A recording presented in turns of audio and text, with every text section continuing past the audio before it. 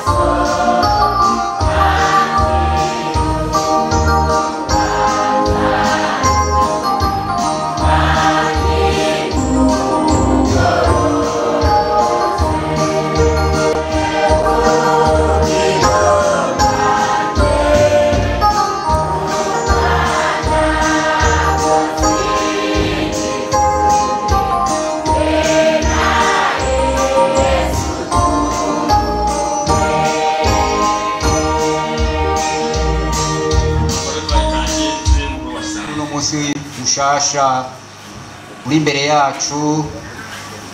Kumbure tutari tumenyereye kuba turi ku munsi wa mbere mu ngoro y'Imana, ariko ku nteguro y'Imana, Imana ifise integuro yayo yigeze nta wundi muntu ahindura ikintu na gitonya. Aho turabishimira Imana kuko iby'Imana ikoze byose aba ari byiza. Nuko rero turi hano mu ihema ry'Imana, twagiye tubona abashitsi bakoranijwe n'uru rubanza Imana Ntiruva Hanini Elia. Twabonye abashitsi bavuye mu mpande zitandukanye, turabavuga muri rusangi. Turi kumwe n'umwungere wacu wa kabiri w'ishengero n'umutambukanyi we bari hano, turi kumwe n'abandi barongozi b'ishengero nabo nyene bari hano. Tugenda tubona abandi bashitsi biteka bavuye hirya no hino, harabo hagati mu gihugu n'abavuye inyuma y'igihugu. Bari hano kuri uno munsi mukuru udasanzwe, munsi ukunda kuba bene uko nyene nk'uko mubibona.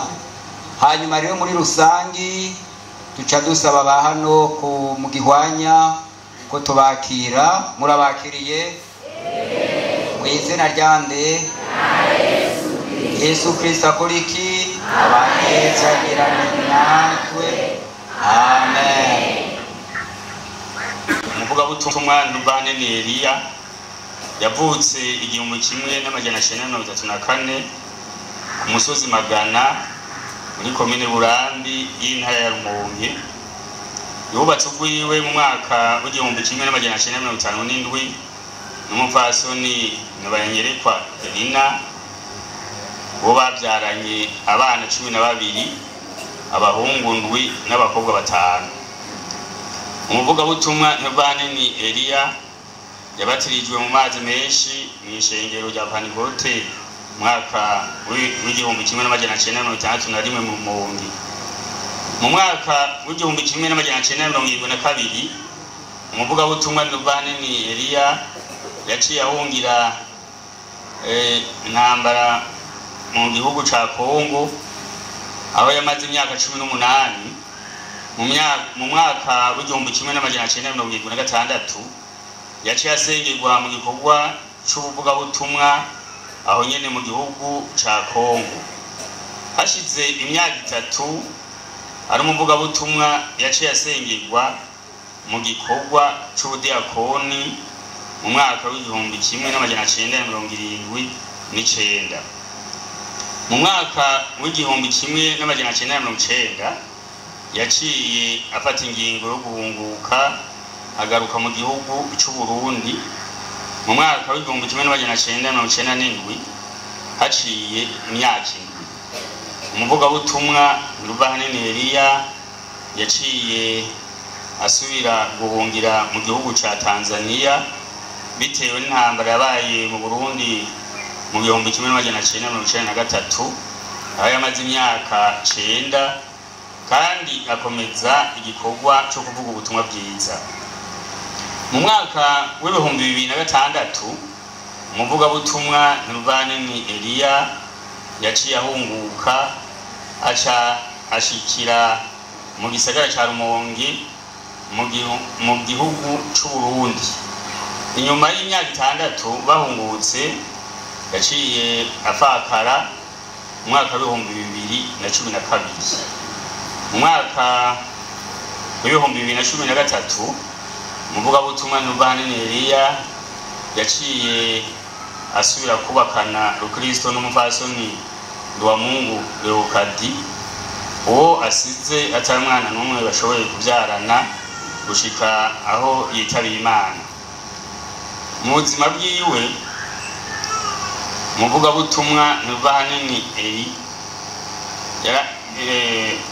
Elia yaranguye ibikorwa bikuru bibiri: kuburimyi no kuvuga ijambo ry'Imana. Umuvugabutumwa Ntiruva Hanini Elia yitavye Imana ku munsi wa kabiri igenekerezo rya 13 mu kwezi k'8 2019.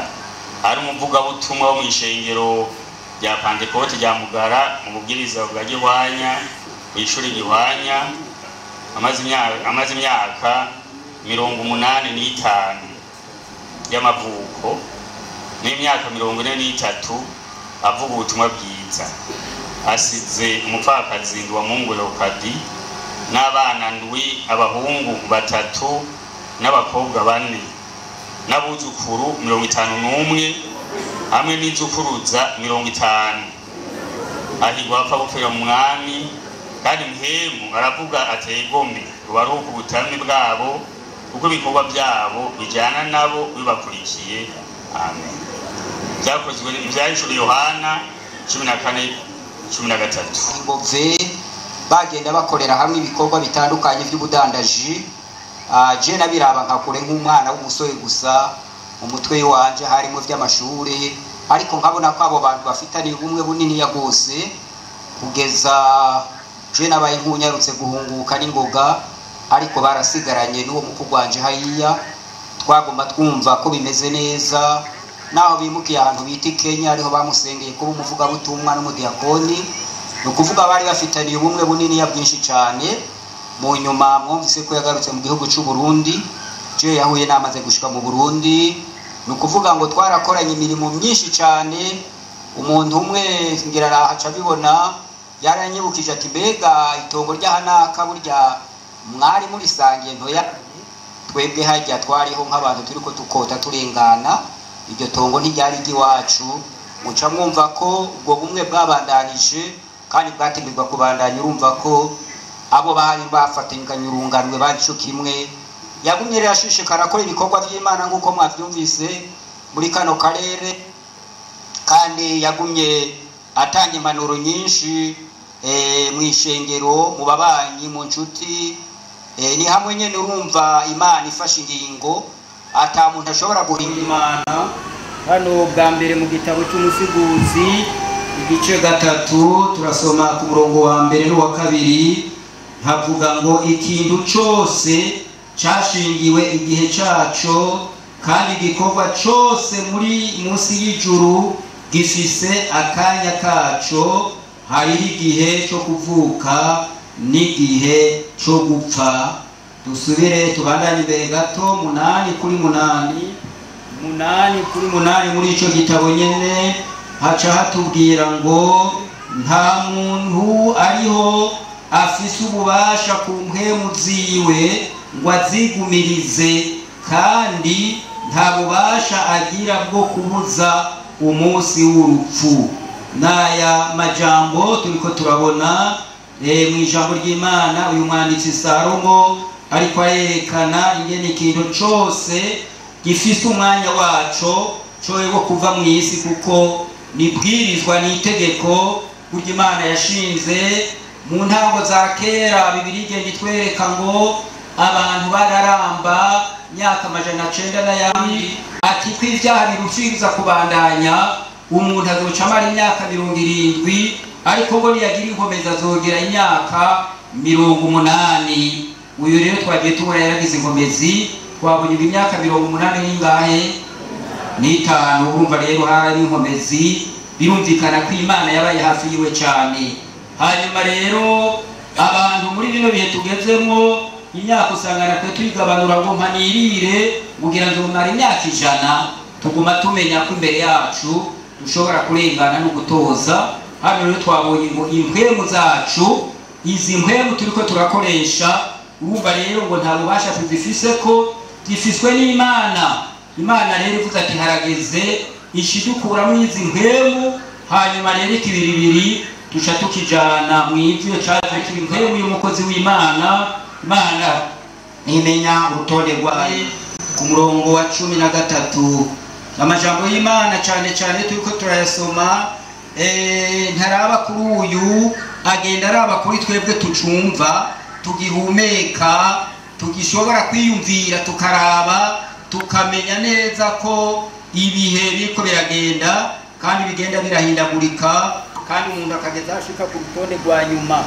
Hano rero muri iki gitabo Abitesalonike ba mbere 4:13 hatwereka rero amajambo meza y'ihumure maniniya. Ku ndanzi y'amajambo havuga ngo uko abapfuye bazozuka, ariko bene data ntitugomba ko muyoberwa iby'abasinzira itiro ry'urupfu ngo ntimubabare nk'ababandi badafise ivyizigiro. uko twizera yuko Yesu yapfuye akazuka, aba ariko twizera yuko abasinziriye muri Kristo Yesu Imana izobazanana nawe.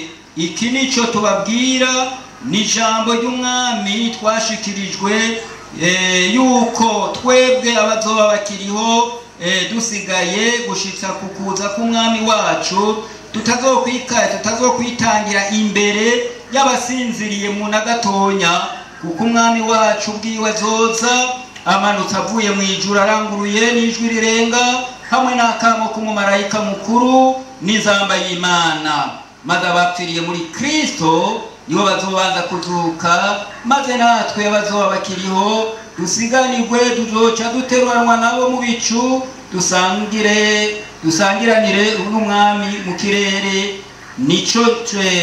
Niho tuzokwama tubana n'umwami. 18 nuko mwiruranishe aya majambo turiko turayasoma nayagenda atwirura twebwe turiho. Turumvise ko igihe gikwiye gishitse, inzamba y'Imana izovuga abapfiye muri Kristo Yesu, nukuvuga ngo bazozuka. Imana mwese dukoraniye hano nukuba dutunganijwe, nukwezwa, nukuva mu byaha, bino byose bigenda bitwanduza, bino byose bigenda byotuma tutegera Imana, tugahanga amaso mu ijuru. Umuntu wese akamenya ati Kristo aradukunda kandi yarapfuye arazuka, ari muzima uba ari mu ijuru, ari kudutegurira ibyicaro. Abazojayo rero ndabihana ibyaha byabo, nukuvuga ngo bavuye mu buherwe, bavuye mu busambanyi, bavuye mu busuma, mu bubeshi n'ibindi byose, gusenga ibigirwamana. Ngo numva ijwi rivuye mu ijuru rimbwira riti, andika, uhereye none hahirwa abapfa bapfira mu mwami. Kandi mpemu aravuga ategome ngo baruhuke ubutame bwabo, kuko ibikorwa byabo bijana nabo bikaba bibakurikiye. N'aya majambo duhereje ko abahirwe abaribo abantu ngo bitondere ijambo ry'Imana, bakazigama ibyanditswe by'Imana, hanyuma rero ngo bashishikaye bakora ibikorwa by'Imana. Turafise ibintu bidukwirikira, ibintu byitwa inshuti. Inshuti ikomeye cyane. Umuntu umwe yari ko arabaza ati, mbarira inshuti. Abantu ngo barasigura, bakaca bavuga abakenyezi ko ari inshuti, bakavuga abana ko ari inshuti, bakavuga umuryango ko ari inshuti. Aca arababaza ati, none abo bantu umunsi mwapfuye muzojana? Bicaye boreka ko bidashoboka ko bijana n'abo bantu. Murabona ko uyu ari inshuti, ariko kujana ntibishoboka. Ariko ibintu bijanye n'ibikorwa, ibikorwa rero nibyo Yesu nubaguma turarikira ngo dukore ibikorwa mu mwanya tugihumeka, tugifise inkomezi. Salomo yavuze ngo umwanya tugihumeka nyene tuze dukora ibikorwa by'Imana, kuko ngo tumaze kuja ikuzimu iby'ibikorwa bizoba birangiye. Uyu mukozi w'Imana nta kindi gikorwa kindi acimirije gukora. Ibikorwa yakoze ubwa mbere birashimishije, nabyo ni byiza. Ubu rero urumva ni twebwe turiko tuributswa amajambo y'Imana. Umuntu wese rero ahari mu rutonde rwose arimwo, mu kwemera kwiwe kose, amenye neza ko Yesu Kristo yazutse ari muzima, ari mu ijuru, ari kudutegurira, ariko umenye ko ukwiye gutunganya ubugingo bwawe no gukora ibikorwa by'Imana. Uzobona rero Kristo nawe ari hafi yawe ku munsi w'iherezo. Iminsi yacu yo kuba mu isi ikaba iri mu biganza byawe. Iyo wuguruye ikiganza cyawe ucubona ko hageze ko umuntu ashobora kuva mu isi. Turi hano rero nk'abantu washizeho, tumeze nk'indimiro niniya, natwebwe ubwacu mu ndimiro zacu y'indimiro zeze turinjira tugasoroma, tukajana imuhira iwacu bikadufasha. Mbere yawe rero umukozi w'Imana nguyo, none rero tumushize imbere y'inyonga z'Imana. Turavuga ngo ibikorwa byinshi yagiye arakora, wewe ni ugenda ubibona, niwe ubizi. Twebwe ntidushobora kubidondagura, kandi ntitumenye ibyiza n'ibibi byoba byarabayeyo. ariko turizigira kuri Imana ugira neza.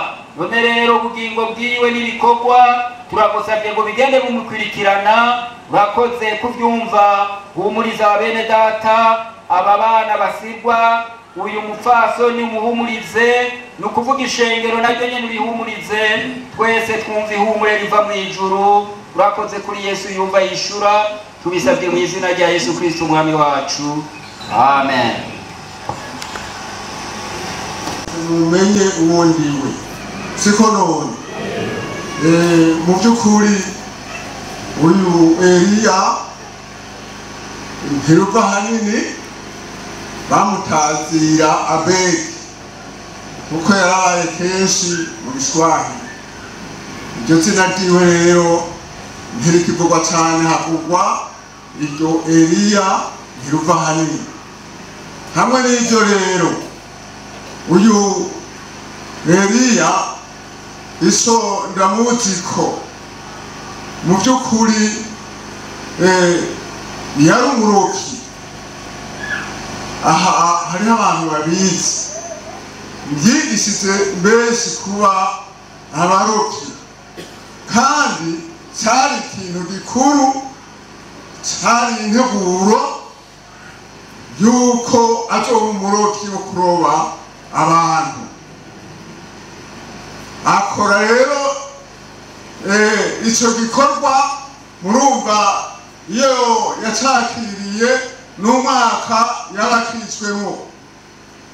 Ariko mu by'ukuri icyo ndamuzi ko jewe nakiriye agakiza ndagakura mu nziwe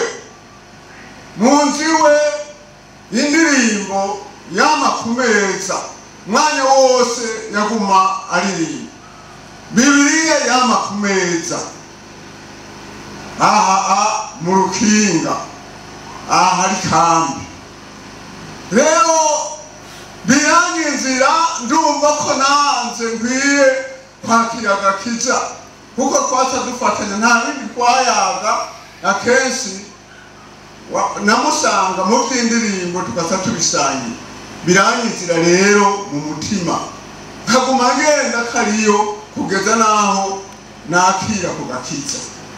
Hamwe n'ibyo rero mu by'ukuri yanyandukiza ikintu cyiza, nanze ndi umukozi w'Imana. Ni mwene rero, ni mwene marume, ndirango isomura gitahura. Nanze ndi mwene nyina se.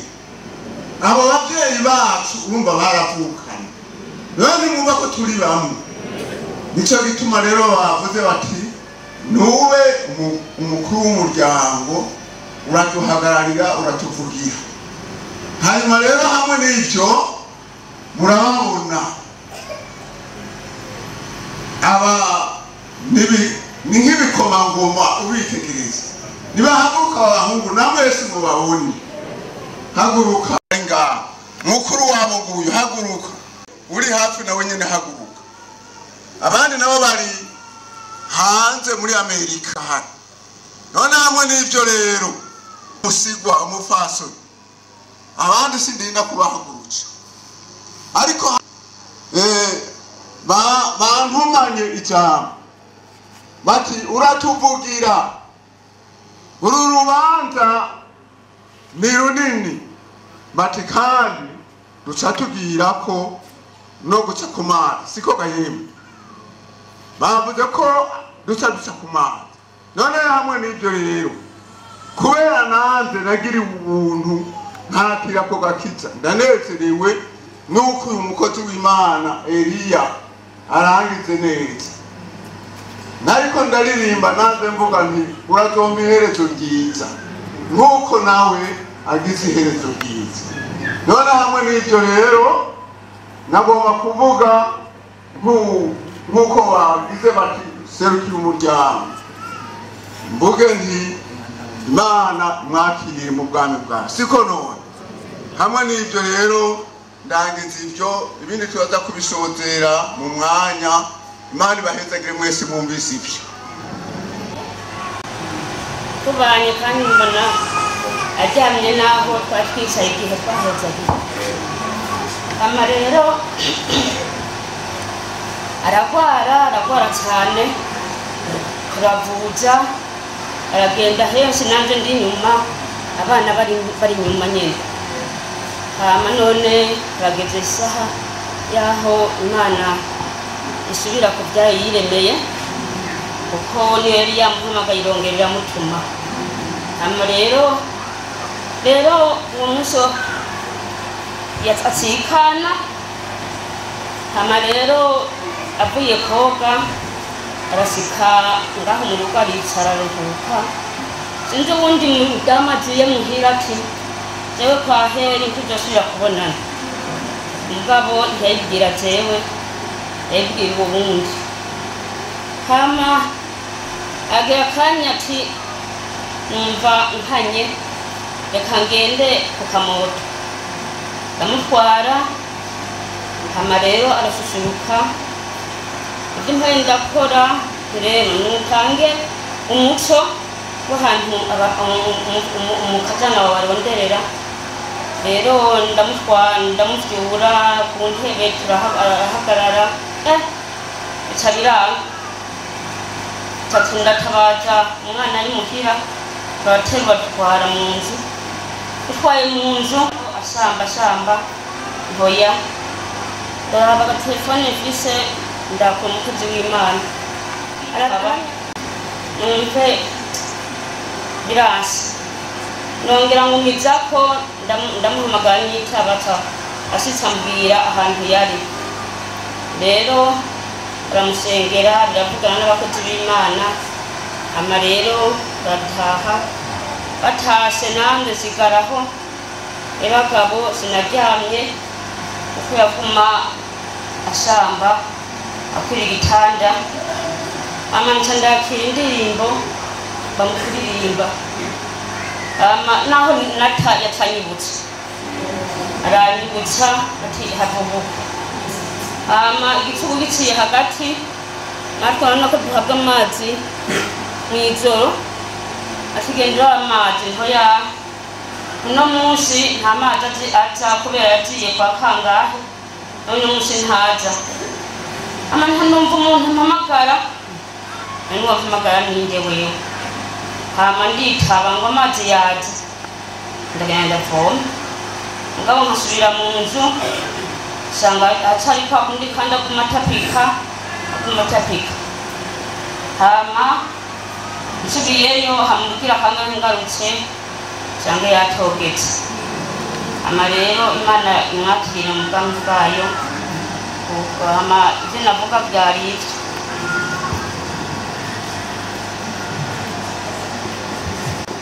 namugwaje agerageza kumwirukana hirya no hino ibitaro vya Rumonge twatwarabimaze turajana ikigutu ndamujana i Bururi tukabona nta mpinduka hanyuma ubona mdogo yari Zambia ambarira ati muzane duhurire i Morogoro kujya bwana mdogo uriya basi bamujanye turashikayo bagerageje gutwara kwa docteur w'abaspecialiste bahariya hanyuma bamupimye byagiye kugaragara neza ariko yaragwaye ino mu ruti rw'umugongo indwara barayitora barayivura nahikiri hanyuma jewe nca ndataha bo bwana mdogo acamujana i Zambia i Lusaka yashishikaye gukurikirana ubuzima bwiwe mu buryo bwo kumuvuza burya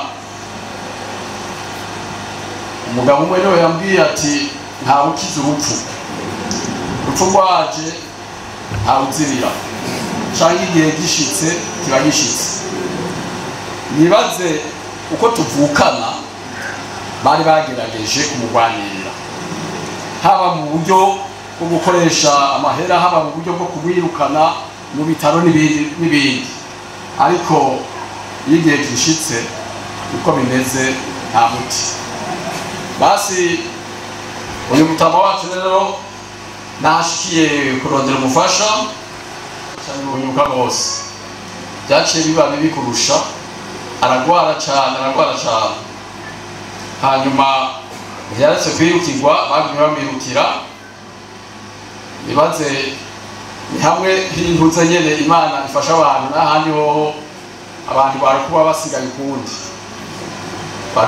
ukundi kuko nibaze yuko byaciye kure